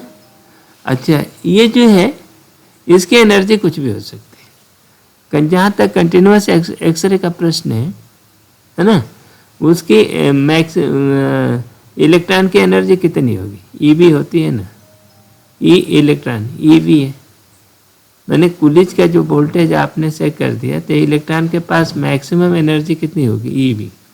ये क्या है, ई मैक्स है, इससे ज़्यादा एनर्जी तो होगी नहीं। जब इसके पास इतनी एनर्जी मिल गई तो लेमडा मीन कितना हो गया, लेमडा मीन इसके करस्पॉन्डिंग लेमडा क्या होगी, ये हो जाएगी 12,400 बटा इलेक्ट्रोमैग्नेटिक वेव का यही फार्मूला है ई मैक्स, ठीक है ना। ई मैक्स ईवी तो कितना है 12,400 बटा ईवी, है ना। और ईवी करने के लिए ई की जरूरत है नहीं, वोल्टेज से भाग दे दो, क्योंकि जितना वोल्ट होगा उतने इलेक्ट्रॉन वोल्ट एनर्जी होगी, तो ये होगी। तो इतना क्या होगी, इतना एंगस्ट्रॉम, ठीक है। तो ये जो है जो मिनिमम वेवलेंथ जो होगी पॉसिबल है इसमें इतने, क्यों कि इसकी मैक्सिमम एनर्जी तो ये भी है, क्योंकि कुलिज ट्यूब में आपने अधिक से अधिक वोल्टेज कितना लगाया, वी लगाया है, ठीक है ना। और इलेक्ट्रॉन जब निकल रहा होगा तो कुछ अपने पर्यावरण के साथ संघर्ष करके कुछ एनर्जी खो देगा, लेकिन मैक्सिमम पॉसिबल जो एनर्जी पॉसिबल इसके पास होगी ये भी होगी। मान लो कुछ ने कुछ खोया ही नहीं था तो ये भी इससे ज़्यादा तो पॉसिबल है नहीं, इसलिए लैम्डा की जो मिनिमम वैल्यू है ये इतना होती है। इसको कहते हैं Duane Hunt law. Duane Hunt law क्या कहते हैं, डून हंट लॉ। तो मिनिमम एनर्जी इतनी हो गई। अब हम लोग ये देखते हैं कि कंटिन्यूअस स्पेक्ट्रम का ग्राफ कैसे बनता है। तो देखो, तो यहाँ पर हमने इंटेंसिटी बना दो, इंटेंसिटी बना दो, है ना, इंटेंसिटी, है ना। तो इसको बोलते हैं आई लैम्डा, और लैम्डा के हिसाब से आपने इस पर यहाँ लैम्डा दिखा दो, तो आपका जो ग्राफ बनेगा, देखो डी हंट ने देखा कि इलेक्ट्रॉन ये जो है अचानक वेवलेंथ जो होती है वो घटती है।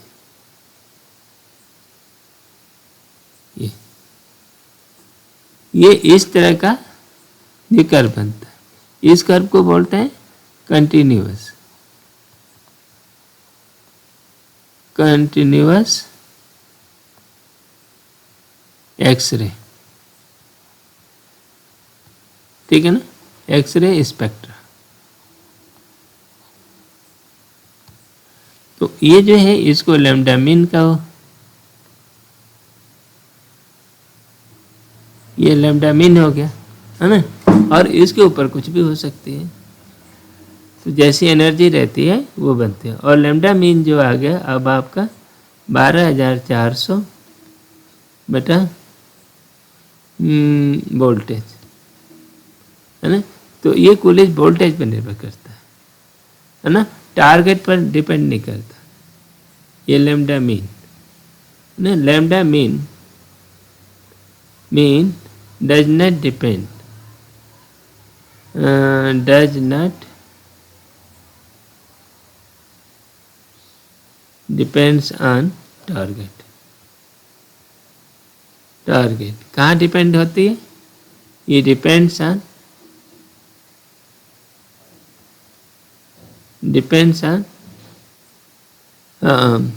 Applied voltage.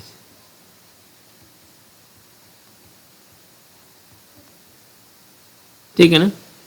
तो ये रहा, ये आपका कंटिन्यूअस स्पेक्ट्रा की बात है। अब आगे अगला स्पेक्ट्रम है, वो उसको हम कहते हैं कैरेक्टरिस्टिक स्पेक्ट्रम, ठीक है ना। तो कैरेक्टरिस्टिक स्पेक्ट्रम में एक्सरे का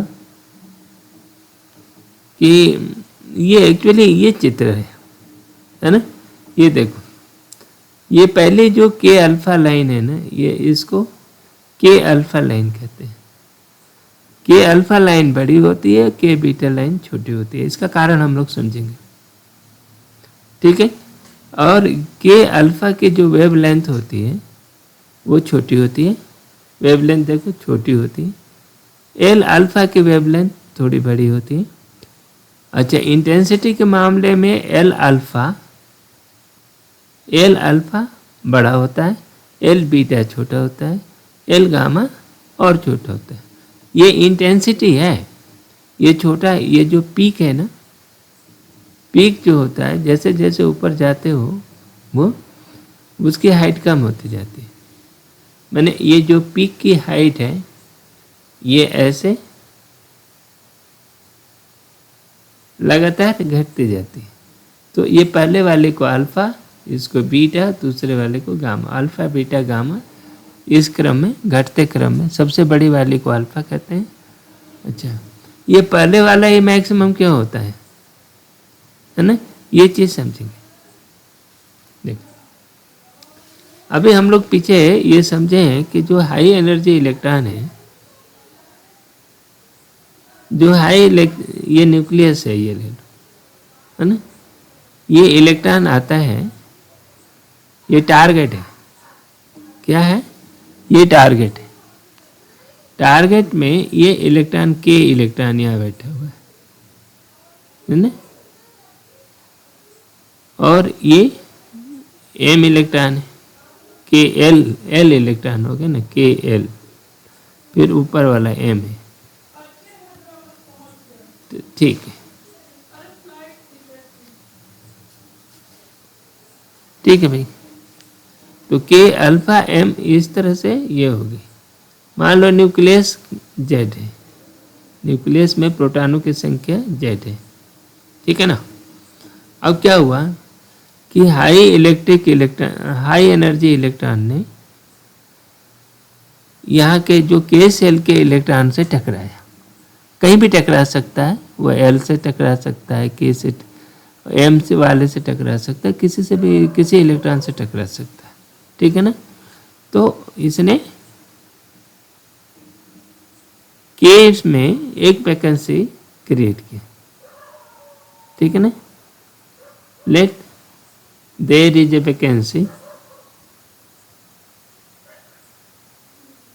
वैकेंसी इन के सेल।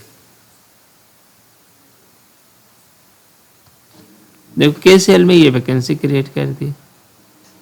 तो अब क्या है कि एल सेल से इलेक्ट्रॉन कूद जंप करके इस वैकेंसी को फिल करने के लिए आ सकता है।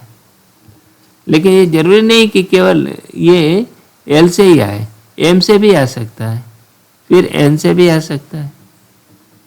लेकिन क्योंकि एल सेल जो है बहुत ही पास है, ठीक है ना, एल सेल बहुत ही पास है, तो प्रोबेबिलिटी इस बात की ज़्यादा है कि पास वाला जल्दी आकर फिल कर दे। ठीक है कि नहीं, पास वाला पहले आकर के फिल कर दे। ठीक है ना।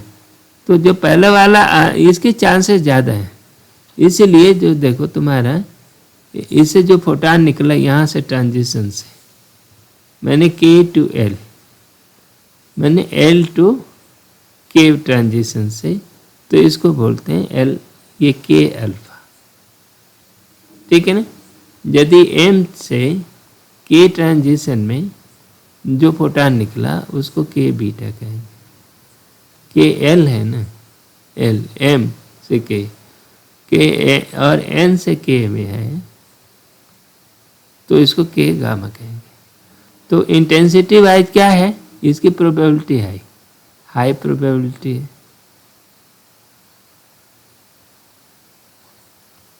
क्योंकि पास है, ये लो है और ये लोवेस्ट है। ठीक है ना।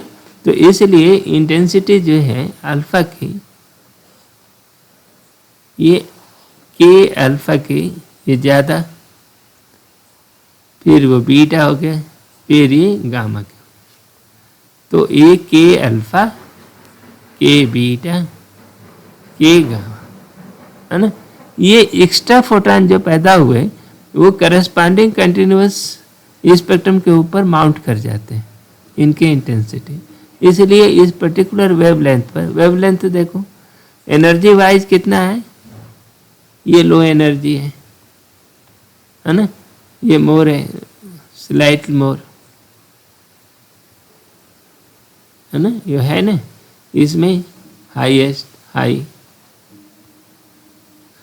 ठीक है ना। ये हाई है इससे। तो इस तरह से ये है कि एनर्जी होने के कारण वेवलेंथ पर असर पड़ेगा, है ना।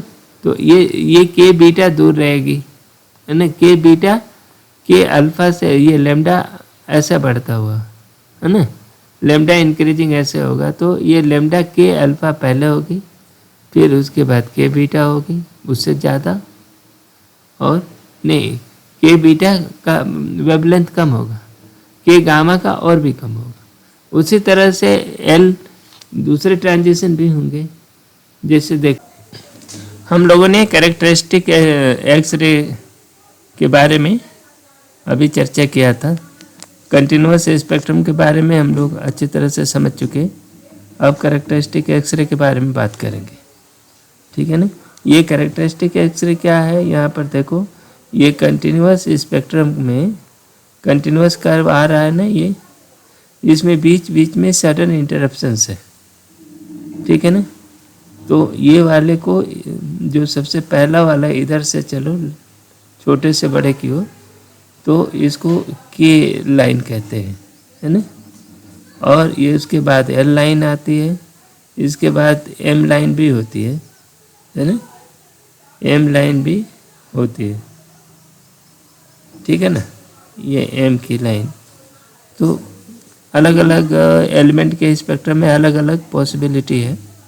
ठीक है। तो ये अब ये कैरेक्टरिस्टिक एक्सरे जो है के अल्फा एल अल्फा, ये आता कहाँ से है, ये क्यों आता है, ये काफ़ी दिनों तक रहस्य बना रहा। लेकिन इस चीज़ को मोजले ने इसकी व्याख्या की, इसलिए इसको कहते हैं मोजले लॉ। तो मोजले ने इसको स्टडी करके अपना लॉ दिया। वो बोला कि state that square root of the frequency of a characteristic X ray is proportional to atomic number of the element. ये इसका फॉर्मूला है, ठीक है ना, कि root nu equal to A Z minus B, यही मोजले लॉ है। इसी को वर्ड में इन्होंने लिख दिया है, ठीक है। तो ए कांस्टेंट है ना, बी क्या है, बी ए और बी दोनों कांस्टेंट है ना।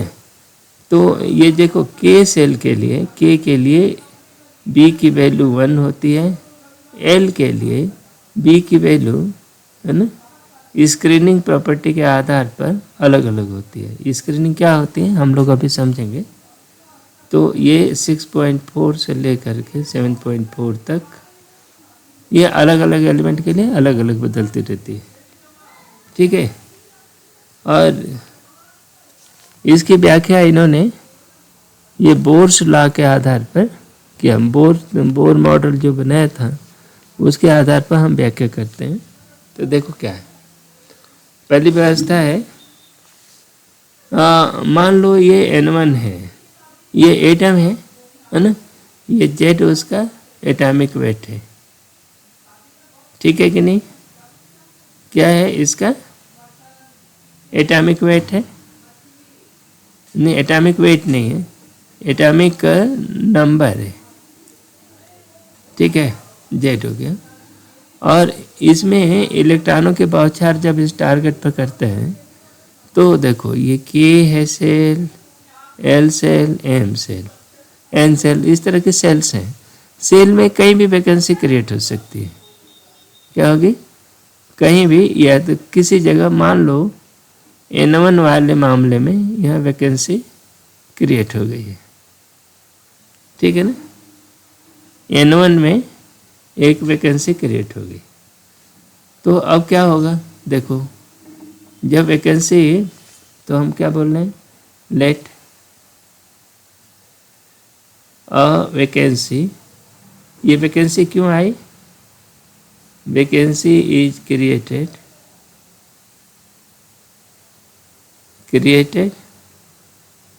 Eight n equal to N1, ठीक है। तो इसको फिल करने के, ये वैकेंसी क्यों क्रिएट हुआ, ड्यू टू कोलिजन ऑफ, है ना, collision of high energy electron,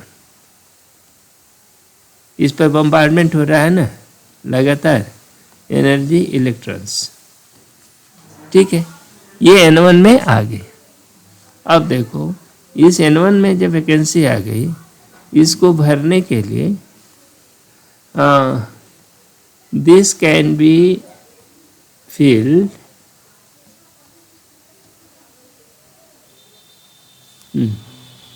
by N1 plus 1 electron या N1 plus 2 इलेक्ट्रॉन या समान, है ना। तो इसको हम कह लेते हैं कि ये N2 वाले इलेक्ट्रॉन ने इसको फिल करने की कोशिश की, ठीक है।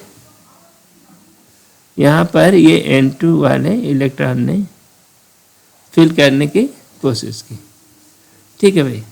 अब देखो N2 की एनर्जी कितनी होगी, एनर्जी ऑफ N2 इलेक्ट्रॉन, है ना, इलेक्ट्रॉन इन N2, ये मान लो यहाँ पे, ठीक है। तो इसके पहले के जितने इलेक्ट्रॉन हैं वो भी इसके अंदर है ना, इस N2 के अंदर ये जो है ये प्रोटॉन भी है और इलेक्ट्रॉन भी है, ठीक है ना। तो जो ये इलेक्ट्रॉन है तो तो क्या होगा, तो जेड इफेक्टिव क्या होगा, जेड इफेक्टिव होगा क्या, ये जो है ना N2 जो है पूरा का पूरा जेड चार्ज महसूस नहीं करेगा। जो जेड पॉजिटिव चार्ज न्यूक्लियस का है वो पूरा का पूरा चार्ज महसूस नहीं करेगा, बल्कि यहाँ पर जो फील्ड लगेगा इसको, वो इन इलेक्ट्रॉनों और इस जेड दोनों, ये प्रोटॉन दोनों का संयुक्त प्रभाव होगा, है ना। तो संयुक्त प्रभाव में क्या होगा, देखो सम जेड रहेगा और जेड माइनस बी रहेगा, ठीक है कि नहीं। बी क्या है, B is screening effect, screening effect of क्या, किसका, इफेक्ट ऑफ इलेक्ट्रॉन्स इनसाइड, ये बाहर वालों का गाउस लॉ के आप जानते हो, बाहर वाले जो इलेक्ट्रॉन हैं वो इसमें प्रभाव नहीं डालेंगे, लेकिन जो अंदर वाले इलेक्ट्रॉन हैं वे इस पर इफेक्ट डालेंगे, ठीक है ना। Inside effect of electron inside the N1 shell, N2 shell, ठीक है ना। N2 सेल के अंदर जितने इलेक्ट्रॉन होंगे वो स्क्रीन करते हैं, लेकिन ये जो B है ना, टोटल नंबर ऑफ इलेक्ट्रॉन के बराबर नहीं होगा। वजह कि इलेक्ट्रॉन अलग अलग तरीके से ओरिएंटेड है, तो इनका इफेक्टिव स्क्रीनिंग जो है वो नंबर ऑफ इलेक्ट्रॉन से कम रहता है, ठीक है ना। तो ये हो गया। तो अब देखो एनर्जी ऑफ N2 कितना हो गया, देखो ये एनर्जी होगी RCH बाई N2 स्क्वायर, है ना। इसमें जेड माइनस बी का स्क्वायर भी हो गया, क्योंकि बी जो है स्क्रीनिंग, तुम आगे चल करके पढ़ोगे केमिस्ट्री में कि जो इलेक्ट्रॉन्स होते हैं, एस इलेक्ट्रॉन होता है, पी इलेक्ट्रॉन होते हैं और डी होता है, एफ इलेक्ट्रॉन होते हैं। ये सबके ऑर्बिटल जो होते हैं, सबकी कक्षाएं जो है अलग अलग तरह से होती है, इनका ओरिएंटेशन अलग अलग होता है, तो इसका स्क्रीनिंग प्रॉपर्टी भी अलग अलग होती है। उसकी वजह से इनका जो इफेक्टिव स्क्रीनिंग होती है नंबर ऑफ इलेक्ट्रॉन के बराबर नहीं रहता, थोड़ा कम और ज़्यादा कम हो सकता है, कम ही रहता है, ठीक है ना। तो अब ये देखो N2 हो गई इतना, देखो ये एनर्जी मिल गई। अब ये इलेक्ट्रॉन जो है यहाँ से हट करके यहाँ आ गए। अच्छा N1 कितना था, N1 कितना हो गया, N1 यहाँ पर एनर्जी कितनी थी, तो यहाँ पर भी एनर्जी देखोगे तो -RCH Z minus B square that is equal N1 square, है ना। अब इन दोनों का जो अंतर होगा ये प्रोटॉन की एनर्जी होगी, है ना। तो देखो ये इसमें जब यहाँ आकर ऑक्युपाई कर दिया तो अब ये वैकेंसी अब दूसरे जगह चली गई ना, दूसरे जगह चली गई, तो वो एनर्जी अब इस तरह से हो गई, है ना। तो अब आगे देखो,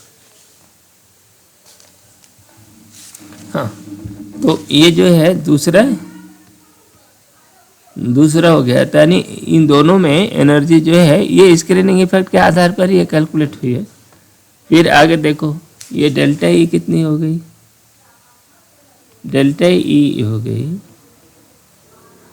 RCH by 1/N1 square minus 1/N2 square, ठीक, जेड माइनस बी का स्क्वायर, जेड इफेक्ट, ठीक है। ये कितना हो गया,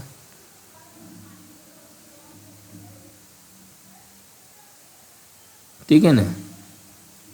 ये जो है H न्यू, ठीक है, बढ़िया। एच न्यू हो गया। तो अब आप क्या हो गया देखो, स्क्वायर ले लो, एच को हम हटा देते हैं तो ये हो गया आर सी, ठीक, root 1/n1² minus 1/n2² Z minus B, ठीक, इक्वल टू रूट न्यू। हो गया ना ये, तो आपका ए हो गया। दिस इम्प्लाइज, अब इसका तुलना करो, यही तो मोजले लॉ है ना। बोर मॉडल बड़ी सफलता से मोजले लॉ डिराइव हो जाता है, ठीक है ना। तो ये ए हो गया आर सी रूट n1² माइनस 1/n2², ठीक, और बी हो गया बी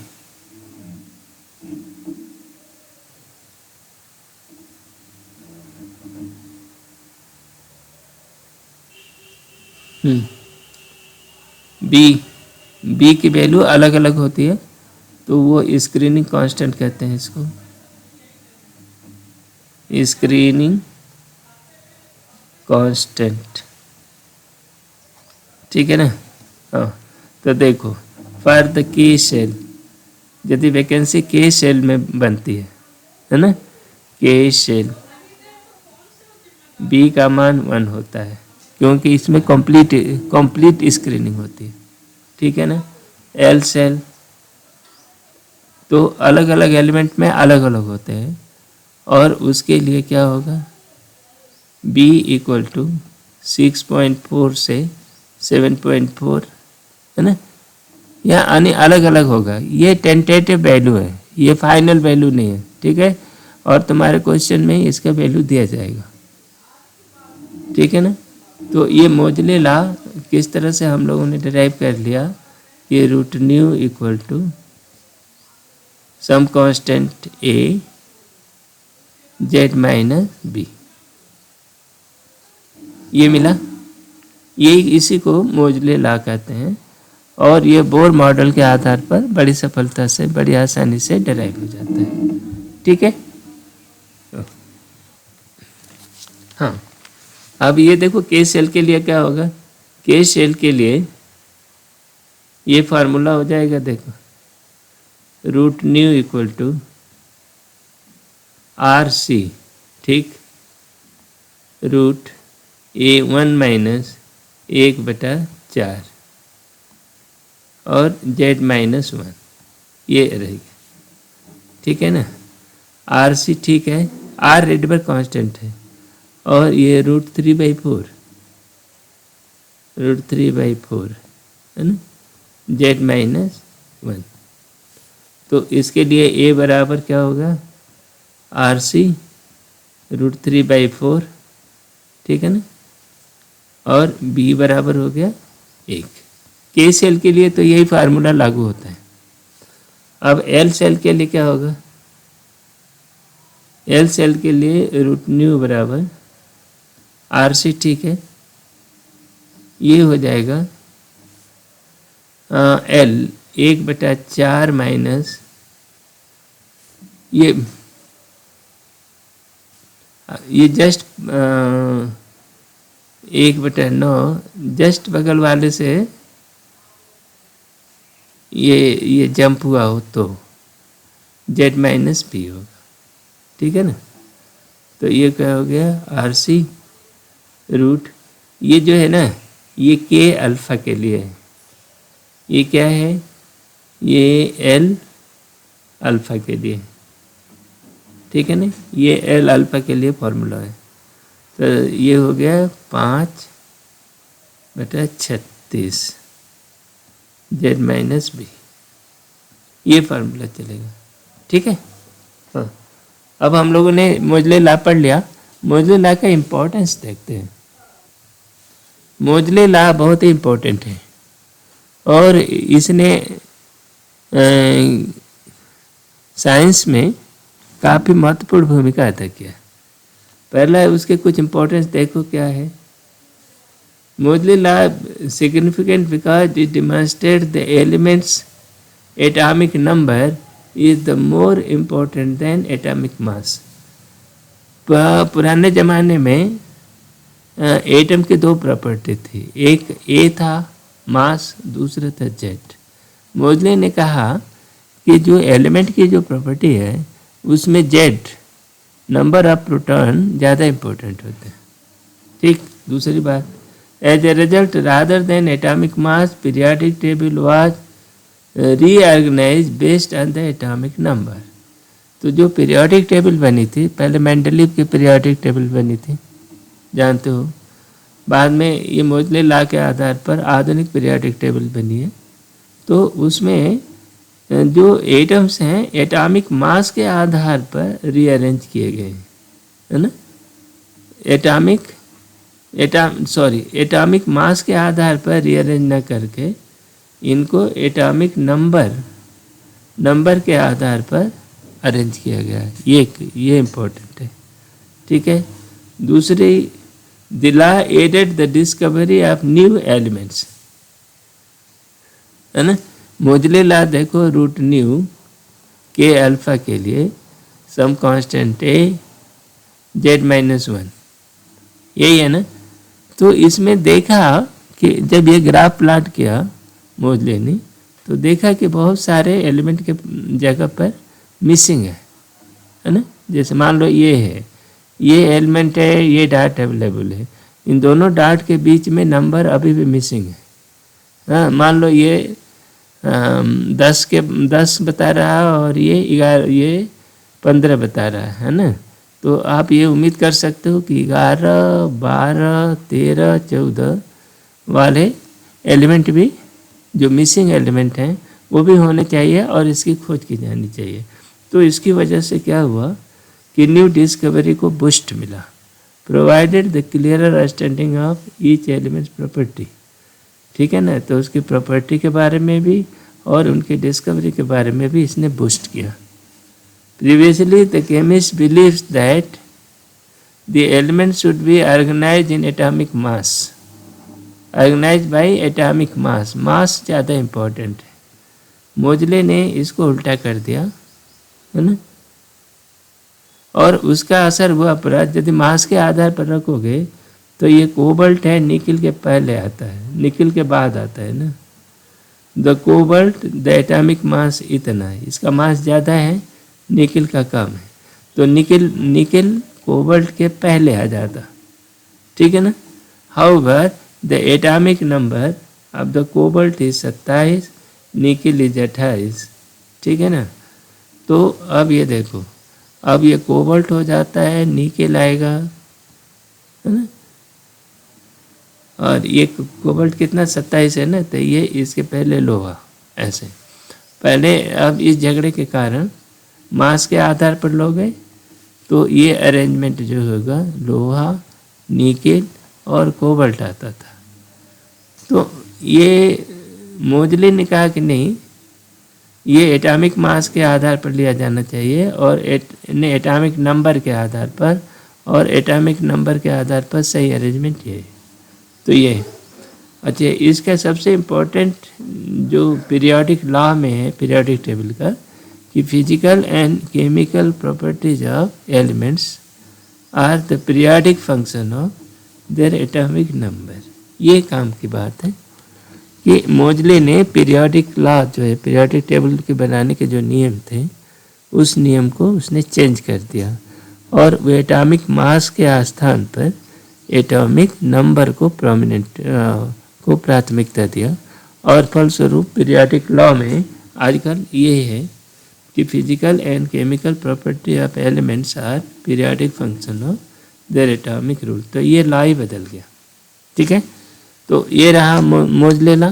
अब इसके आधार पर अभी तक जो हम लोगों ने पढ़ा उसके आधार पर कुछ सवाल देखते हैं। ये सवाल देखिए अगला। इस सवाल में ये कह रहा है कि atomic number, mass number, number of protons, electrons and neutron present in the element with notation इतना, बताइए, ठीक है ना। देखो इन दोनों में जो छोटा होता है, ये नोटेशन दिया है ना, जो सबसे छोटा होता है वो जेड होता है, जे स्मॉलेस्ट।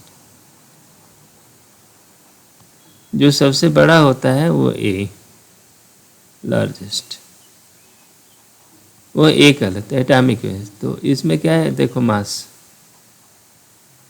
मास एटॉमिक मास, मास क्या है 238 है। एटॉमिक नंबर क्या हो गई, नंबर हो गई कितना 92, 92। और उतना ही नंबर ऑफ इलेक्ट्रॉन्स भी हो गया, इलेक्ट्रॉन्स हो गया, ठीक है 92 ही होंगे। ठीक, अब क्या कहता है, न्यूट्रॉन की संख्या बताओ। न्यूट्रॉन कितना हो गया n, ये हो गया a माइनस जेड, ठीक है ना, कि न्यूट्रॉन और जेड मिल करके ए होते हैं। तो a माइनस जेड 238 माइनस 92, ये 6 हो गया, 9 4 13, 146, ठीक है ना, ये न्यूट्रॉन हो गया। ठीक है, ये बस ये नाम वो ऐसा है, कभी कभी ऐसा पूछ सकता है। आगे बढ़े, ये कह रहा है एक न्यूक्लियस है, nucleus is of order of इतना सेंटीमीटर, उसकी रेडियस इतनी है ना, न्यूक्लियर रेडियस इतनी है 10/13। आर न्यूक्लियर 10/-13 ये क्या हो गया, एटॉमिक रेडियस है। R atom 10/-8। ठीक, अब पूछ रहा है कि what fraction of atomic volume occupied by the nucleus. ठीक है, देखो फ्रैक्शन निकालना है, तो पाई आर न्यूक्लियस का 4/3 pi R cube, R nucleus का क्यूब, इतना न्यूक्लियस ने ऑक्युपाई किया। टोटल एटॉमिक वॉल्यूम कितना था 4/3 पाई आर एटम का क्यूब, ठीक है ना। तो अब कुल मिलकर क्या बना, R N by R atom का क्यूब, ठीक है ना। तो ये कितना हो गया, इनका रेशियो है 8/13 -5 हो गया, 5 का क्यूब, ठीक है ना। तो ये हुआ 10⁻⁻15 टाइम।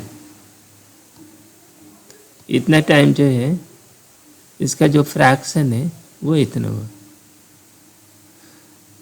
ठीक है। हाँ यही तो है, आगे देखें, यही पूछ रहा है, find the cut off wavelength for X ray coming from the X ray tube.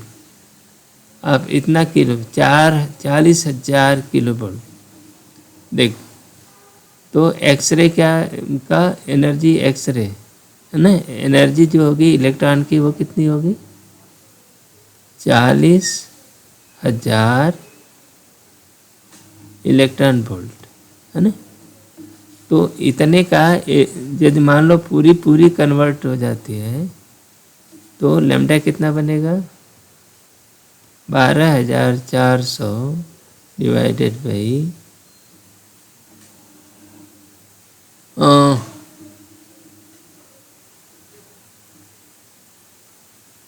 40,000।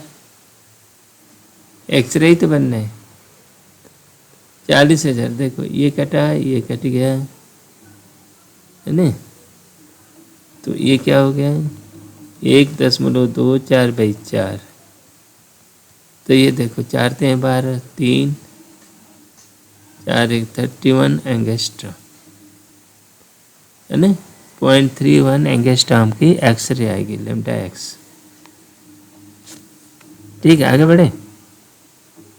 ये देखो मोजले लॉ के आधार पर बी का मान इतना दिया हुआ है, K alpha line, frequency of the K alpha line पता करो, किसकी, ये लेंथेनम की, है ना। If the frequency of the K alpha of X-ray of copper ये जितना फ्रीक्वेंसी कॉपर की दिया हुआ, लेंथ एन एम का पता करो। तो देखो root nu equal to A Z minus 1, यही है ना मोज ले ला। ये क्या है, ये मोज ले ला।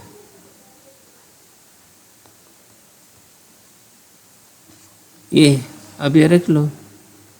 तो ये लेंथ एन एम का है, nu root length N M by nu copper equal to A से कट जाएगा Z length N M. Z length N M कितना होगा, Z length N M -1 by Z copper -1, यही तो रहेगा। तो लेंथ एन एम का 56 है, 57 से कम हो गया 56, और कॉपर का 28 हो गया 28, तो ये हो गया 2, ठीक है ना। तो nu length N M is 4 गुणित न्यू कॉपर, ठीक है ना। तो 4 गुणित 1.88 गुणित 10⁻18 घात, ठीक है। तो ये फ्रीक्वेंसी हो गई है, तो 4 दूना 8, करीब करीब 8 हो गए। ये 18 चौक 72, ये कर लेते हैं, 19 चौक 76, 7.6 कर लो, 10/18, ठीक है ना। ये 10/18 7.6 गुणित इतना, ये फ्रीक्वेंसी है न्यू लेंथ, यही चाहिए इसको, है ना। तो मोजले ला पर ऐसे सीधे सीधे सवाल आते हैं। अगला सवाल पूछता है कि एक्स-रे ट्यूब में ये 10,000 वोल्ट पर ऑपरेट हो रही है। Ratio of the Broglie wavelength लगाओ to the ratio of shortest wavelength. देखो द ब्रोगली वेवलेंथ कितना होगा, लैम्डा डी। पहले तो एनर्जी देखो, ई इसकी टोटल एनर्जी कितनी हो गई, 10,000 EV, ठीक है ना। तो ये लैम्डा डी ब्रोगली जो होती है, इसका फार्मूला हम लोगों ने पिछले वीडियो में बताया था, 12.3/√V वोल्टेज, ठीक है ना। तो ये 12 ये डी ब्रोगली वेवलेंथ 12.3 एक्चुअली इससे आया था ना कि H/2MeV, ये इसे लैम्डा डी ब्रोगली आया था, है ना। H/2me इलेक्ट्रॉन के लिए 12.3 आ गया एंगस्ट्रॉम में।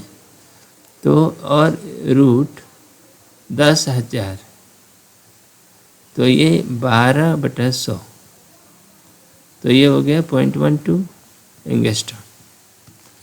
अच्छा, लैम्डा कट ऑफ, लैम्डा सी एक्स-रे का cut off the shortest wavelength जो बनेगी, तो वो 12,400 डिवाइडेड बाई 10,000 इलेक्ट्रॉन वोल्ट, क्योंकि ये इलेक्ट्रॉन की एनर्जी इतनी है, यही पूरी की पूरी कन्वर्ट हो रही है फोटॉन में।